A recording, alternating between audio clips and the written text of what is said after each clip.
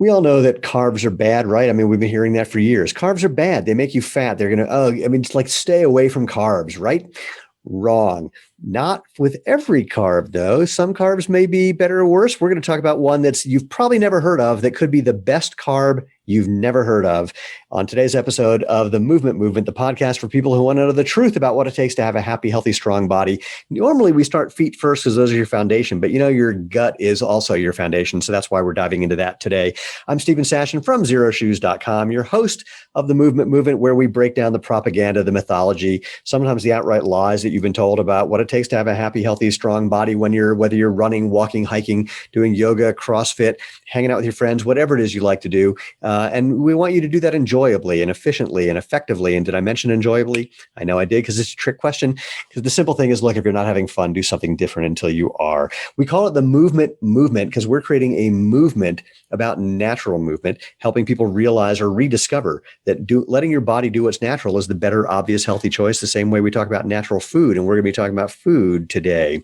So also that movement part, the first part of the movement, or maybe the second part, I don't know which, involves you. Nothing complicated, doesn't cost anything. Just spread the word. If you believe that letting your body do what's good for you by letting it do what's natural is better, tell people. You can come to our website, www.jointhemovement.com, find all the previous episodes, all the places you can interact with the podcast, all the places you can share, YouTube and Facebook and Instagram and all those where you can give us a thumbs up or like or hit the subscribe button on YouTube. I mean, you know how the drill. If you want to be part of the tribe, please subscribe. And of course, if you're looking for awesome, super comfortable shoes, so lightweight and comfy, you might fall asleep still wearing them because you forgot that you had them on, not because you passed out drunk, although that may happen too. Then check out ZeroShoes.com. So that's the prelude. Let's get started with something super fun. Peter Kaufman, do me a favor, say hello, tell people who you are and what the hell you're doing here. Hi, Steve, and hi to all the people in the movement. Great introduction, by the way. Yeah, I do what I can. We've been kind of pushing toward a movement of our own for a number of years. And that movement, as you had mentioned, has to do with food and nutrition. Our company has something unique in the space of nutrition. It's unique in the world. It's unique to our company. It has some unique characteristics. And we're all about allowing bodies to do what they naturally want to and should do. And we enable that with our food technology, our very special carbohydrate, which I can tell you more about. Well, yes, say more. So that was all wonderfully tangential, circumventing the actual thing. So you guys have, I mean, this is going to sound crazy, but when we met, you said something that I thought was fascinating. You invented a new carbohydrate, one that's actually, and I'm not going to say that all carbs are bad. I'm a high carb kind of guy. Sprinters, we all tend to be that way. But in the zeitgeist right now is that carbs are bad. That's not the important argument. The cool argument or the cool point is that you guys invented a new kind of carbohydrate that has a whole different set of properties that for people who think carbs are bad and people who have issues with carbs medically, this is a game changer. So dive in if you would. Yeah, I appreciate that. So we have a carbohydrate, which we have named because it's unique to us and to our company. We call it SuperStarch. It was developed for a very specific, unique purpose, which is why it has such unique qualities or characteristics. And as we'll get into it, you have to have carbs. Now you have to have an energy source in your life. But we address some of the negative aspects of carbohydrates very, very nicely. So our SuperStarch was developed originally to help children with a very rare disease called glycogen storage disease. One of my co-founders, there are four of us that founded the company a number of years ago, has this disease. Jonah has glycogen storage disease. He's David Feldman's son. And the way it manifests itself, it's a genetic disorder that inhibits the production of an enzyme in the body, specifically in the liver, that converts glycogen to glucose. So when all of us eat something, including Jonah, it breaks down immediately into glucose blood sugar. It gets stored in the liver, converted and stored in the liver as glycogen. And then when we need to fuel our bodies, it's converted back from glycogen to glucose to blood sugar to fuel our bodies. For these kids, they can't convert it back. It just gets stuck in the liver. They have no way to fuel their bodies the way the rest of us normally would. It's a very rare disease. Only 3,000 kids are estimated to have it in the country, about 30,000 in the world. And before the 70s, because these kids couldn't fuel their bodies and this disease wasn't as well understood as it is today, none of them survived infancy. Oh my gosh. But it was discovered in the 70s that if these children would eat plain cornstarch, stuff you buy in the supermarket, you bake it to a cake, that it would convert to glucose to blood sugar outside the liver, feed directly into the bloodstream, and do so slowly enough to keep these children alive for 2 to 3 hours. So the routine from these kids from birth is to be fed. As they get older, they eat cornstarch, plain cornstarch, 8 to 10 times a day. And if they miss one dose, they go into hypoglycemic shock and they don't live. So they never throughout their lives can miss a dose. To keep the story relatively short, I mean, in 2009, when Jonah was 7 years old, he actually got 8 hours of a livable level of blood sugar, and he and his parents were able to sleep through the night for the first time in his life. Well, to be clear, you left out a sentence in the middle of that. So that's after developing SuperStarch, yes? Sorry, using SuperStarch, Jonah was able to sleep through the night for the first time in his life. That's right. It gave him 8 hours of a livable level of blood sugar instead of just 2 to 3. And was this by doing the similar process of the cornstarch would do, where the glucose is basically it's bypassing the liver? Let's do the short version of that. That's right. It feeds directly into the bloodstream, but it does it in a very slow time-release manner, and that was what allowed him to live longer than he otherwise would with plain cornstarch. Which is amazing. God, there's so many places I want to go with this. So obviously, or not too surprisingly, I'm guessing that this is a product that other people who have this disease are also now using, yes? They are. They are. Kids with this disease are using this across the world. Amazing. Now, for people who don't have this disease, most people think about eating carbs. The way it's presented is, the problem with carbs is it spikes your blood sugar and then insulin kicks in and then your blood sugar drops. Then you get super hungry. Then you have to eat again. This is leading to obesity because you're overeating. There's, again, arguments to be made about that, but that's not the important part. The important part is the sort of spike phenomenon, which is true. Like I had a blood glucose test in a hospital as part of a study where they literally injected like 150 grams worth of plain sugar for all practical purposes right into my bloodstream. My blood sugar level to about 150. Then they hit me with a half a unit of insulin. And 10 minutes later, I'm down at 35 and I tap out. And what was fascinating, and they started feeding me, orange juice and just high carb foods. I was ravenously hungry for almost a week. I mean, it really messed with my brain. Wow. Yeah, it was crazy. Like the first 3 days, insane. I just couldn't stop eating. But the next 4 days, I was still like super, super hungry. My brain had just like gotten the hint something very bad was happening here. Never let that happen again. So, but that was in a medically controlled situation. But again, most people get that spike. And talk about what SuperStarch does or doesn't do for let's call them, for lack of a better term, normal people. Right. So what it turns out it does, and it took us quite a while to figure this all out, back it up with science, do a lot of testing on ourselves, and then we paid to have a clinical trial conducted at the University of Oklahoma, and then we sent out samples to sports dietitians and strength coaches with pro and college teams. And over a period of about 2.5 years or so of that testing process, we found out that the SuperStarch, in fact, keeps anyone's blood sugar remarkably stable for hours. And then the implications go to all the things you were just kind of getting at.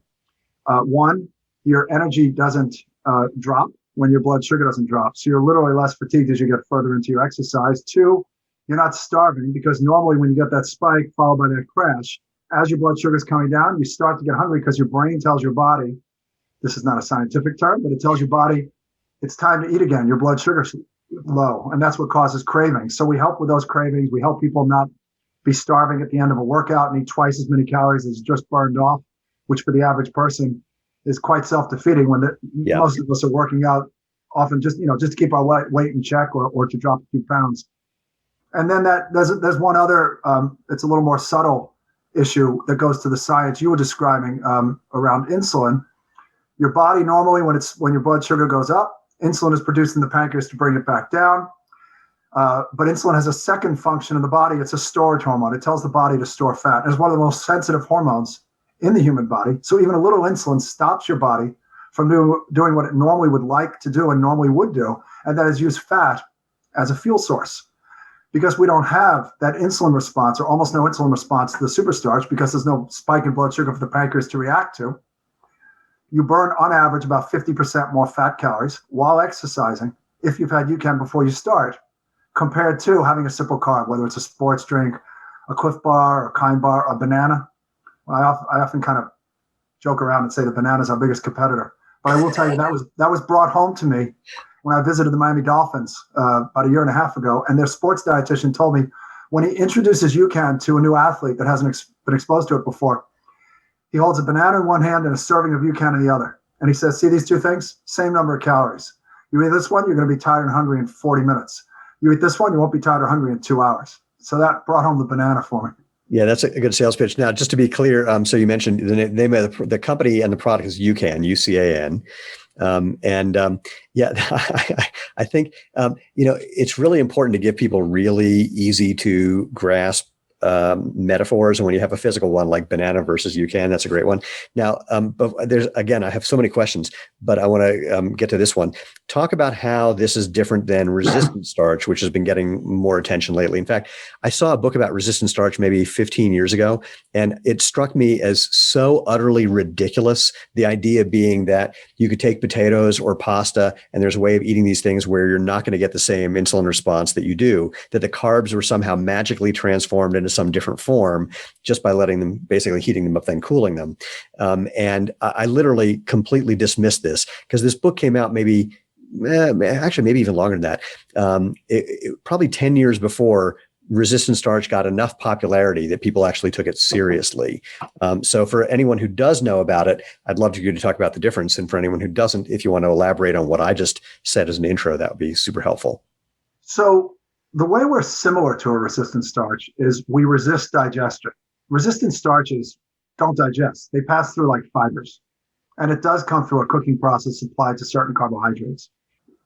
The reason it took almost 8 years to fully develop this, we have a patented cooking process that's applied to a specific type of non-GMO corn. That's our starting ingredient. We get it from one source for GMOs.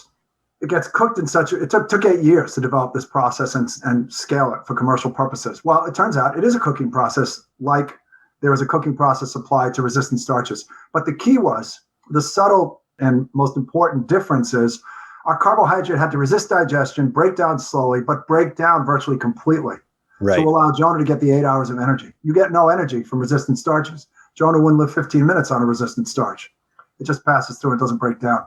So it is our very specific cooking process that changes the molecule, does it completely naturally, because the understanding of the premise up front was don't do it unless it can be completely natural, because the only intended users were kids and babies with a disease. So there's no chemicals, there's no enzymes. It's literally a cooking process that involves heat and moisture in a very subtle way, applied to this specific type of corn that produces the superstarch, gives you the characteristic of time-released glucose into your system, energy over time, steady and slow, and then it breaks down, virtually completely, as I said, compared to resistant starch, it doesn't break down. So I'd love for you to talk about how people are using this, especially if they are exercising, doing any sort of endurance activity. Now, before you do that, I have to confess and say something sort of bass backwards. So as a sprinter, sustained energy is not my thing, not something that happens. I'm all ATP and basically I go all out and then I'm done. In fact, I was at a track meet yesterday, had, 20-minute warm up and then I ran for 13 seconds. That was it. I was done. So in playing with UCAN, it's not something where I've noticed a significant difference, certainly in performance, because I'm just not processing energy the same way. I'll say two things, though. This stuff tastes great. So the different products you have taste amazing. My wife, who has hypoglycemic issues, is using the granola basically as part of her breakfast and sustains her longer than anything else. The energy bars you have taste awesome. I have gotten into a habit lately of having oatmeal for breakfast, and I'll throw a couple of scoops of the powder into my oatmeal. Same thing. I'll have, that for breakfast, half a cup of dried oats, and then a scoop or so of of UCAN. And maybe I'm hungry again. I'm doing that at around, 7:30, 8 o'clock. And then maybe I eat it again around 1 or so. So I definitely notice an effect just in my normal daily life, not performance life. But I really want to highlight the taste part, in part because, look, it's a carbohydrate. It's a form of sugar, if you will. And so the things that you make taste splendid. How many times do I have to say how good it tastes? Well, we don't actually put, we put either very, very small amounts or no sugar in our product. No, I'm not saying that there's added sugar. I'm saying, a carbohydrate, part of the taste is the sugar feeling, even though it's not sugar that you're using in the product. Yeah, but in fact, our superstarch doesn't have any taste. There's no sweetness. Really? Yeah, there's none at all. Oh, man. That's what I was getting at. So we're using 0-calorie sweeteners like allulose and erythritol and stevia, and monk fruit extract. Got it. Then ignore the SuperStarch version of the taste. Yeah, we have to actually we've had to work to overcome that kind of chalkiness. It has no taste per se, right? But because it's a starch, there's a chalkiness, and we've always had to overcome that with some ways of producing decent taste and sweetness. Interesting. We sell the SuperStarch by itself, by the way. I mean, you can just toss it into yogurt or mix it into any smoothie and get better satiety and better energy from any smoothie you might have. And then using the version, that's just SuperStarch, no added flavor or sugar or sweeteners is fine and good. But by itself, if you have it, so if you take a scoop of plain SuperStarch with water, you're just drinking chalky water. I've got a few Olympic wrestlers that like to do it, and I actually do it myself in the vein of you remember the movie Rocky where he had the dozen the eggs. Yeah, I think of myself as kind of Mr. UCAN, so I feel obliged to just take plain SuperStarch. I mix it with just 4 ounces of water. I shake it up quite violently so it all disperses, and I drink it all as a shot before I go out and swim. I think the better analogy is from Heaven Can Wait, which came out when I must have been about 16 or so. So Jesus, 43 years ago. And this is when I was an All-American gymnast, and my gymnast friends, we were always like trying protein powders and things, which by the way, in the mid 70s tasted horrible. And we're watching that movie, and in Heaven Can Wait, they talk about having a liver and whey milkshake, which is the most disgusting sounding thing I can think of. And yet I'm watching this with my other gymnast pals, and we look at each other and go, "Oh, we should try that." Good movie. I remember that movie. I liked it. I can't believe, I just realized I'm shocked that I haven't just taken it straight, because I'm totally the kind of guy who would do that. And it never occurred to me to, for some silly reason. So needless to say, tonight when I get home, I will be doing that. I recommend it as a shot with 4 ounces of water, not 8 or 10 ounces. Oh no! Well, no, yeah.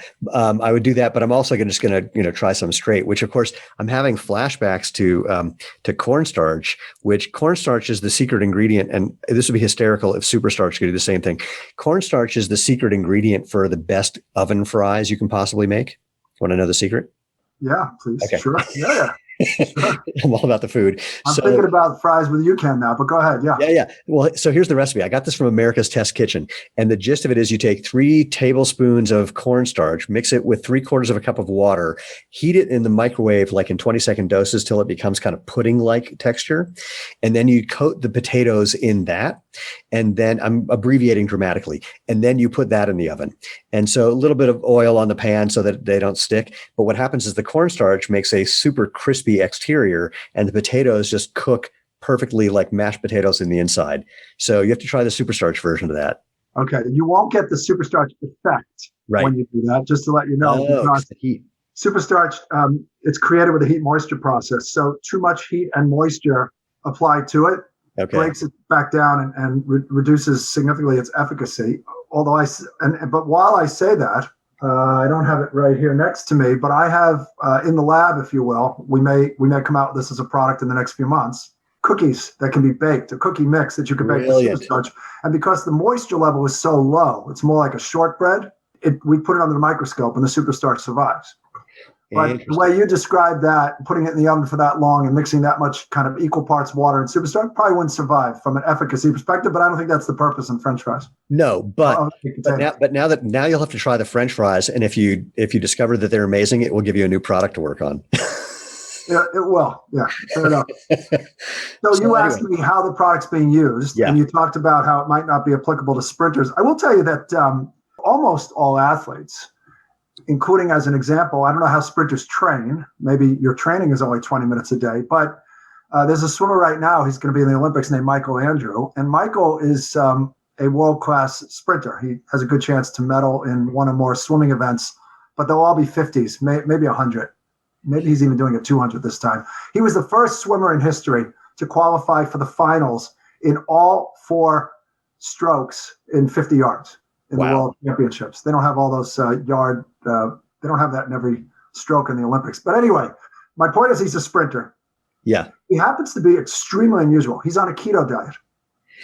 That's There are really not many swimmers on keto diets. well, and I don't know any sprinters who are. In fact, the first, someone put me on a keto diet as an experiment, and after 2 weeks, I called this guy's a big deal nutritionist, and I called and I set him up. I said very excitedly, "Dude, I just did something in a workout that I've never done before." He said, "Oh, what was that?" I said, "Bailed out because I couldn't get off the ground." It's like, and he said, "Oh, maybe you just need to adapt." I went, "No, I literally don't know any high ranking or, highly competitive sprinters who are not eating carbs. I mean, it's again, ATP is what fuels getting from the starting line to the finish line. And you don't get that when you have no carbs." So a couple of comments about Michael Andrews. So one, he's still swimming, It's fascinating. a number of hours a day, despite the fact that his events are sprints. So UCAN is extremely helpful for training when you're training for hours, even if you don't need to run 13 seconds. Yeah. No, I mean, like running track sprinters, training is, it's a fraction of that with tons and tons of rest in between. Because basically you just do a quick exertion and then you rest to let your ATP restore and then you just repeat. But you can't put the same kind of effort in on the track that you could swimming simply because it's just too much pounding. It's just too much force. And I mean, my favorite thing is I can train as hard as I want and maybe I'll be a little sore the next day. I ran for 13 seconds yesterday and I won't be able to do anything until, for 2 more days. So there's a whole different neurological hormonal thing that happens when you're competing. It's the difference between walking up to, pick up after your dog and being chased by a lion. So it just does a whole different thing in your whole nervous and endocrine system when you're competing. Interesting. But anyway. But then the other thing I wanted to point out, which is really points out how different our SuperStarch, our carbohydrate is that Michael Andrew is using this with his keto diet. And he stays in ketosis. That's because the insulin response, again, is so low. The insulin response to our carbohydrate, to our SuperStarch, is actually lower than the insulin response to most proteins. And many people, sure, sometimes you come out of ketosis when you have certain proteins, but you don't always. And so most people stay in ketosis when they use our SuperStarch. That is very and it takes care of the energy deficits that you experience when you're on a keto diet. Right. So you're absolutely right. You have to have carbs for exercise, but we are a mechanism for you to, in fact, have carbs and if you'd like, still be on a low-carb diet. That is totally. So we're kind of the carb for low-carb diets, even though we're a carb. In fact, our head science advisor since the beginning of the company, well before we had products, is Dr. Jeff Volek. He's out of Ohio State University. He's one of the top keto researchers on the planet, but he's our head science advisor. He's been the head of the Atkins Science Advisory Board for over 20 years, but yet he's our head of science, even though we're a carb. And that's because he felt we had significant implications for diabetes, and that's why he actually joined us.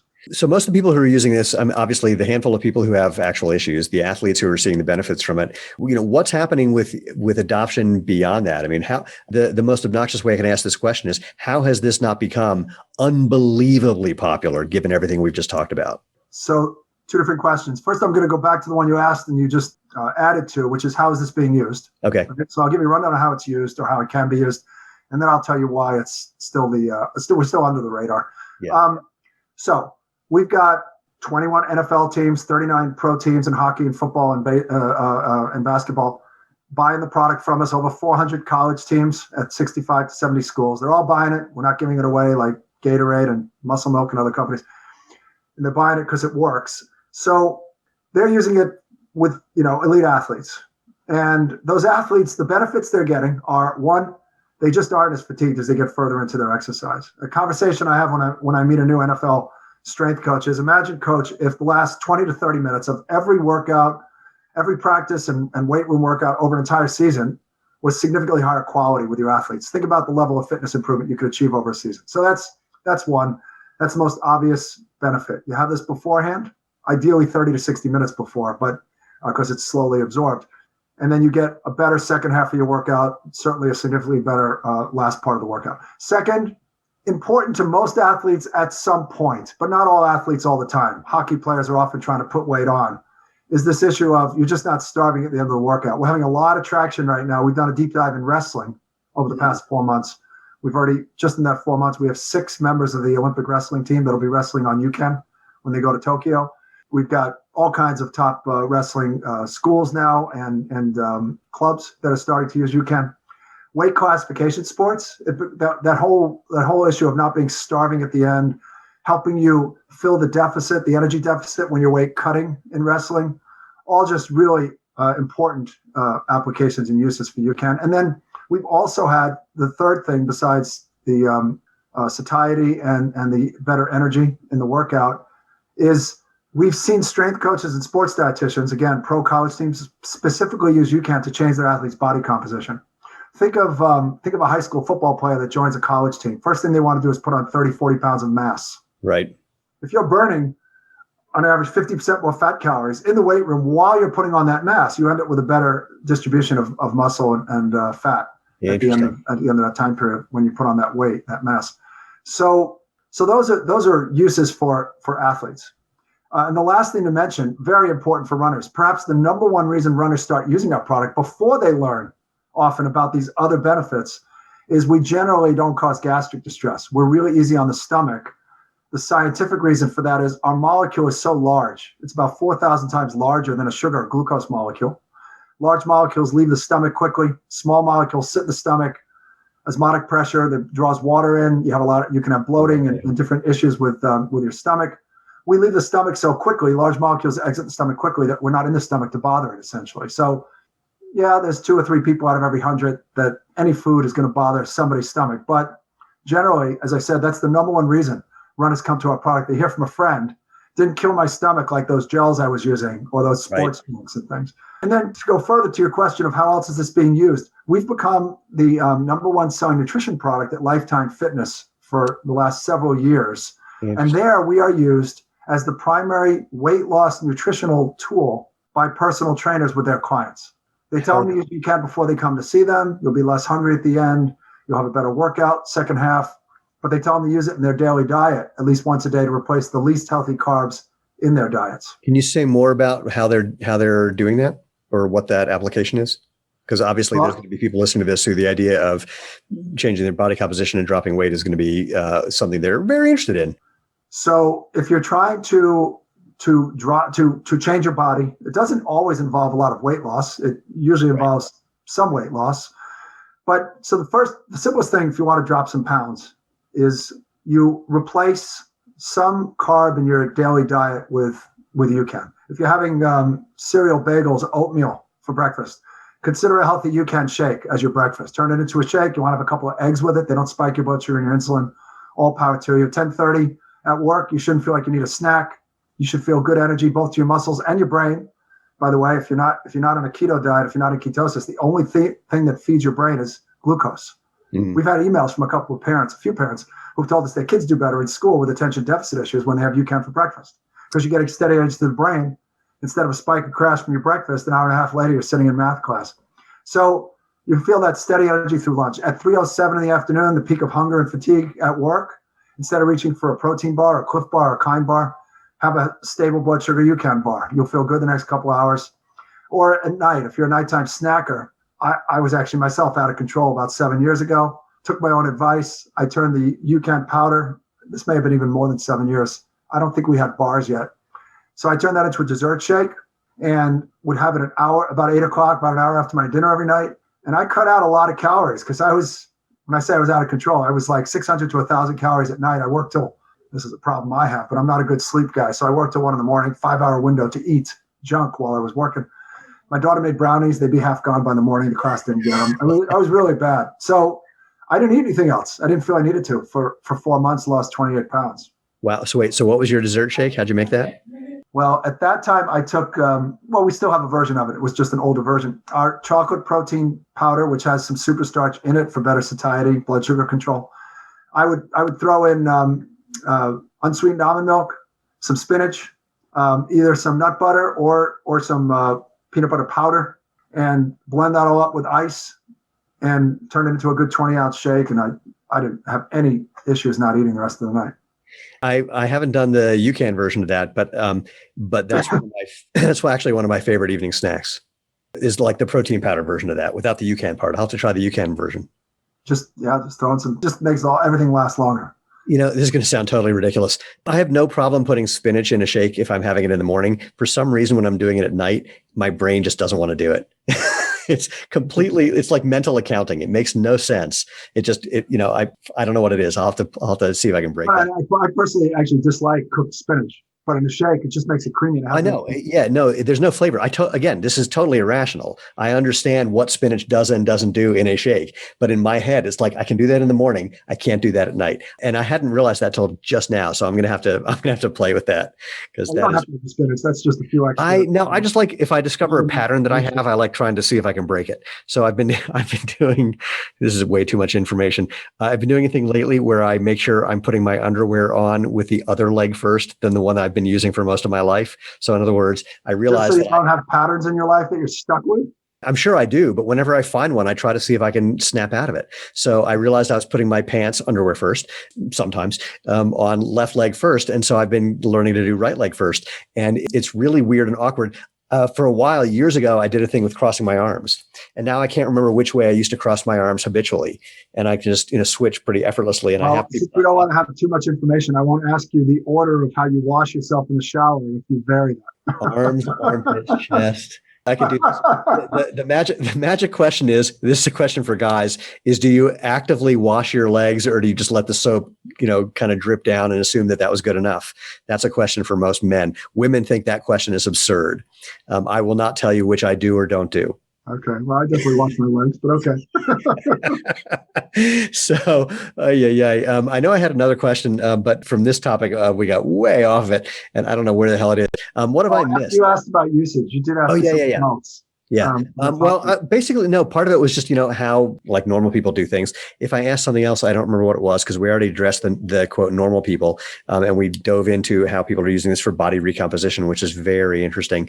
Are you seeing any, this is going to sound kind of wacky. Well, I should actually tell you something about body composition because there's something about it that makes our product actually more important for women than men. Interesting.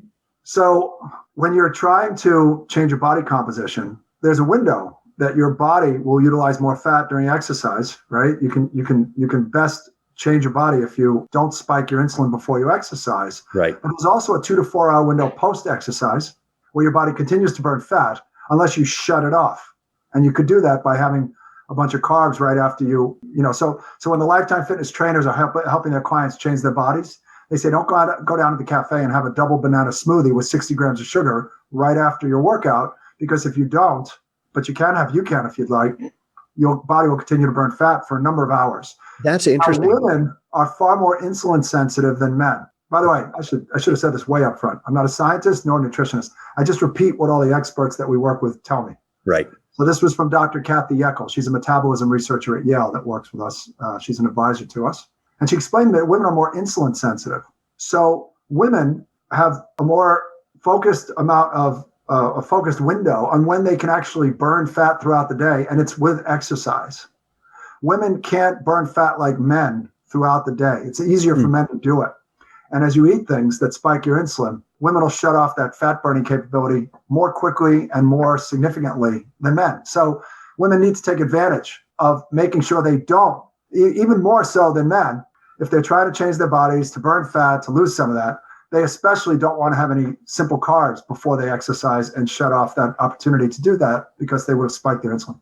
And then afterwards, keeping the fat burning going by not having carbs, which is interesting because the typical advice, which has been disproven, but I'll say it this way to begin, is that what you're supposed to do after a hard workout, especially resistance training, is high carbohydrate, high protein, the carb to spike your insulin and bring the protein into the cells. Brad Schoenfeld and a number of others have demonstrated that that's not necessary, that there is no optimal protein window after working out. They talk about the fact that the insulin response from protein alone is enough to drive protein synthesis and drive those nutrients to the muscle. And especially if you're trying to change your body and you're trying to develop more muscle and less fat, you don't have to have that spike post-workout. Right. Yeah. It's amazing how some of these things, these ideas continue despite the screamingly obvious research that, I know what the question was that I forgot.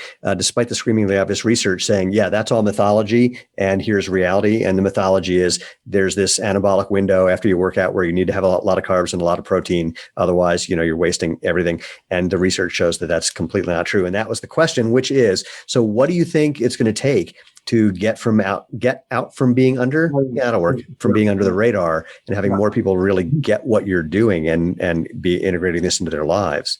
Yeah, our biggest challenge. And by the way, I didn't mean you don't need the spike post-workout. I meant you don't need the additional carbs to get an additional spike because you can get it from the protein. Right. So our biggest challenge as a company, because we do have enormous implications for virtually anyone to improve their metabolic health and thereby improve their overall health, improve their fitness, help with weight loss, help with diabetes. We don't spike insulin, so we're not working the pancreas. So we don't contribute to the issue that causes type 2 diabetes. And we help with hunger, which helps you correct ultimately. If you're working on that, type 2 diabetes, most of it is reversible.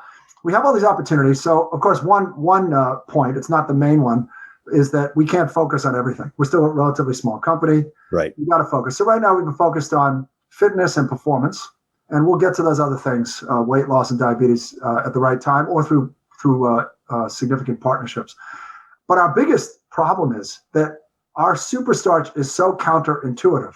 A carb that doesn't act like a carb that allows you to stay in ketosis. Yeah. It makes no sense to anybody. And it's actually not very believable until you try it or until you read the science. We have a bunch of clinical trials that have been conducted. We haven't paid for some of them, so it's very authentic. All at universities, no private institutions that conduct these trials. So we have a lot of data, scientific data. So every sale we've had over the last 10 years has been an influenced sale, virtually every sale. Right. It's either a trainer, a nutritionist, a coach. It could be a friend telling a friend, plenty of word of mouth, but the story always has to be told to at least some extent.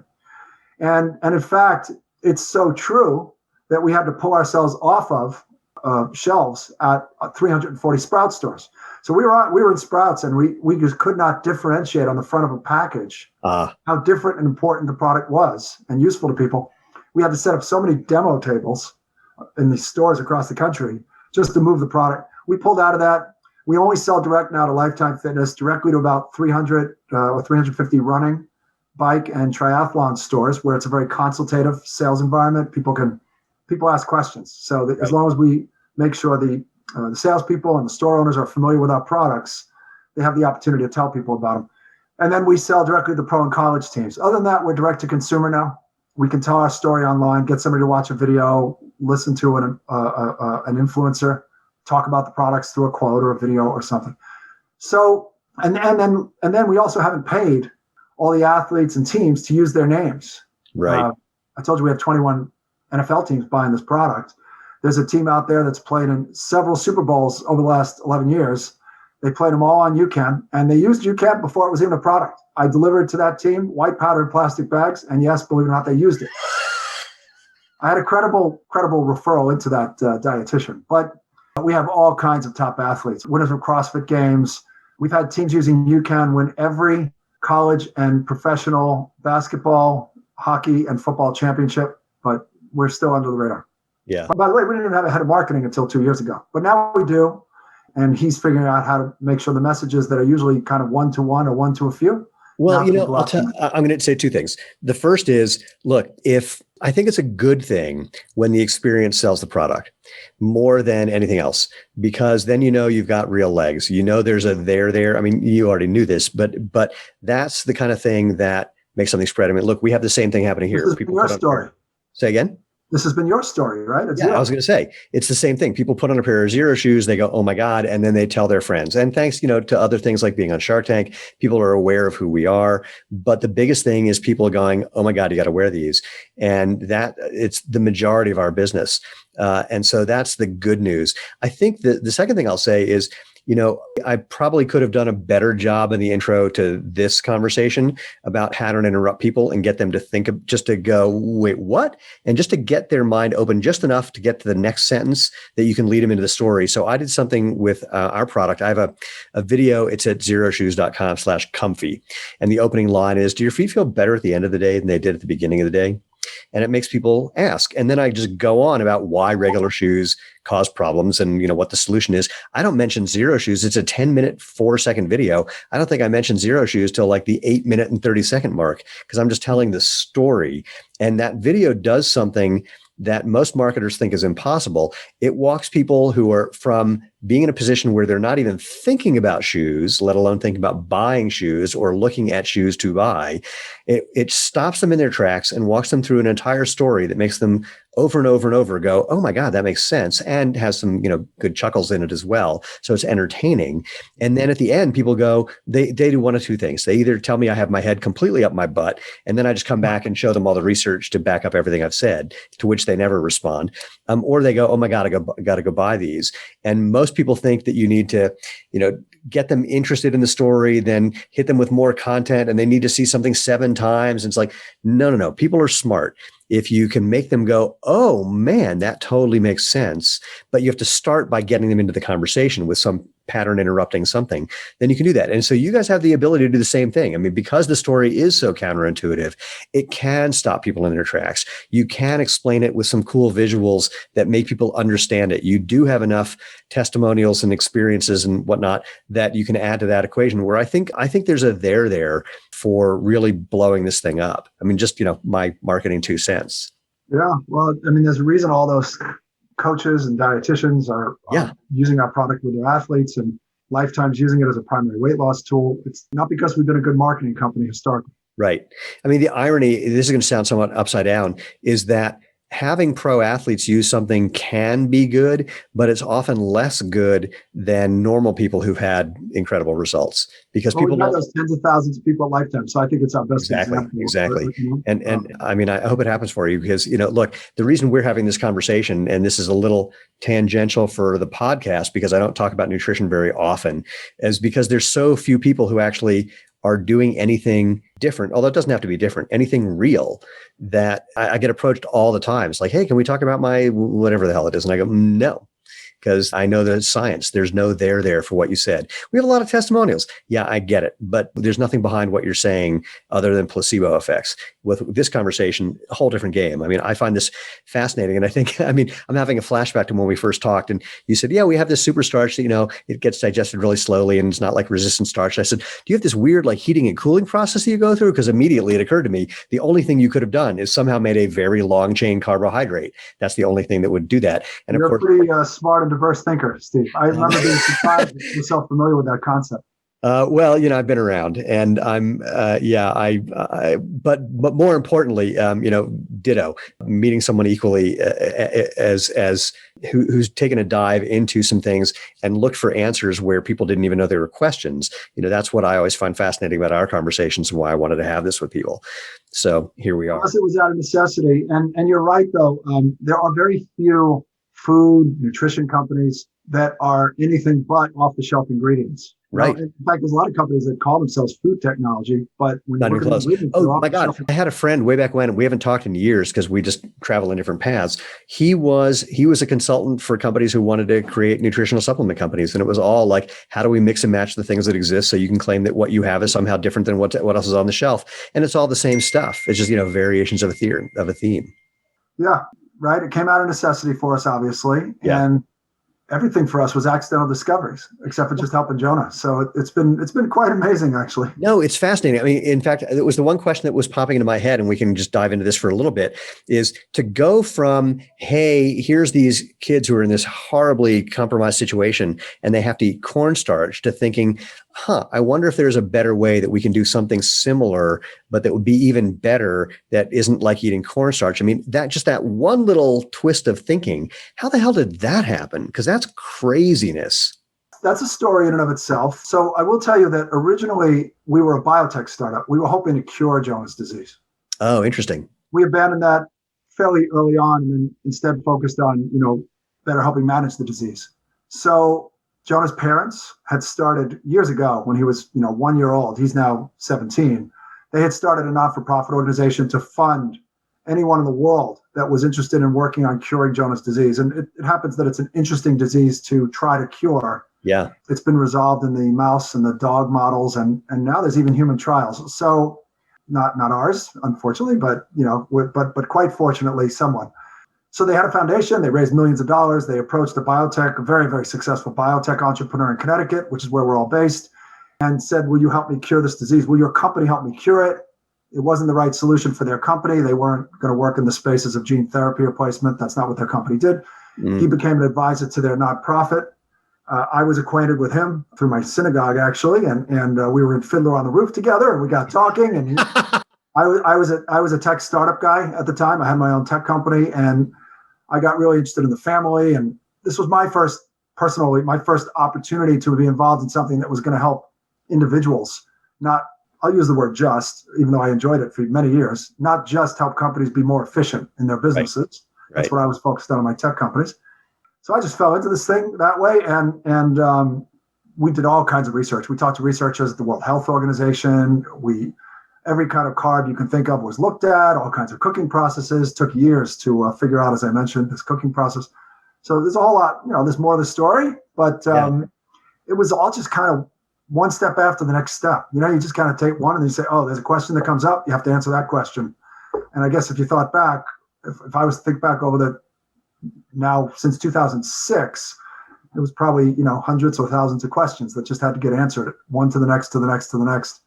And just things we wondered about. What I love about this is the kind of experimenting and research and iterating that it takes to go from just getting the idea that it's possible to creating a stable product. That is so not the way my brain works. I don't have that kind of patience, that kind of meticulousness. So anyone who's done that, I just adore, because I know I couldn't. So I just love that that you guys were able to. I certainly didn't know I could. I'd never invented a product before. Now I'm the guy responsible for product development in the company. Well, inventing products, that I've done, but what it takes to to do the kind of molecular transformation that you're talking about, that's a whole different kind of bench science. That's that's amazing to me. The developing products, that's my favorite thing. But if I can't, my favorite thing is when I have an idea for a product and then someone else comes up with it, because then I go, oh, thank God, I can just buy it now. I don't have to start a company. Well, that's not the way I think. When somebody comes up with an idea that I thought of, well, no, but see, the thing is, good for them, but. Well, but the thing is that I've had so many. There was a time where, because every time I had some new idea for some new product, we created a new corporate entity for it. There was a time where we were managing like 9 companies, and Lena just thought that was getting a little much. So the fact that we've only focused on Zero Shoes for 11 and a half years makes her very happy. But I'm thinking back to 1999 right now, when a partner of mine in the tech world and we developed an idea called GiveCash.com. What is it? GiveCash.com. Okay. And we even talked to, it was a mechanism for people to give money to their college students or to their friends. Right. And then we worked on it that summer. But in November, right before Christmas season, shopping season, PayPal came out. And so we abandoned our work because it had a lot of similarities. Yeah, which and I wasn't happy about that. I've been around long enough to know that PayPal evolved out of X.com, so that's a whole other thing. But yeah, no, we all have stories of the one that got away or the one that didn't. Sure. I could show you the drawings that I made in 1991 for 3D printing. It occurred to me one day.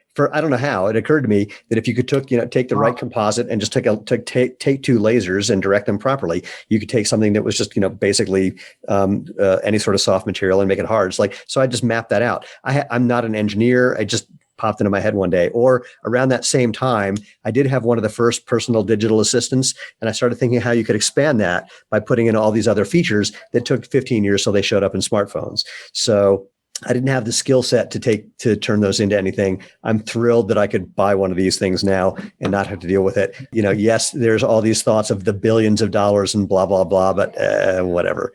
That's a whole other story.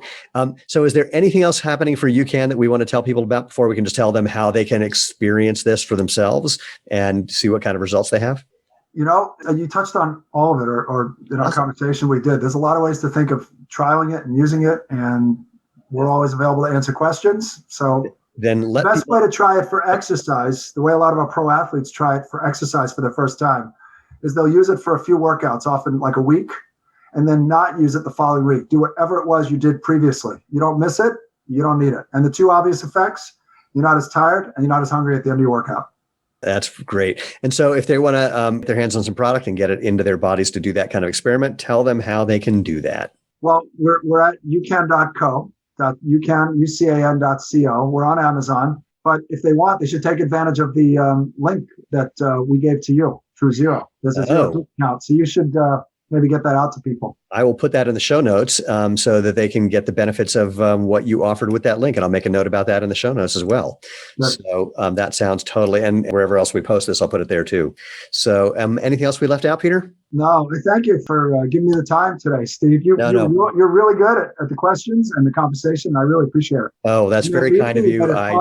I just like to be useful to people. Thanks. I think the same. So for people who do try UCAN, make sure you leave in the comments what your experience is. We want to hear more about that. And again, just about the podcast in general, go to www.jointhemovementmovement.com. Again, you'll find all the previous episodes, all the different ways to interact with us. If you have any questions, comments, people you want to recommend who should be having a conversation with me, or anything you want me to rant about, because I do some rants as well, drop an email, move@jointhemovementmovement.com. Happy to do that as well. Most importantly, I can't think of anything else other than, Zero Shoes. If you want to get some super comfy shoes, you know where to go, zeroshoes.com.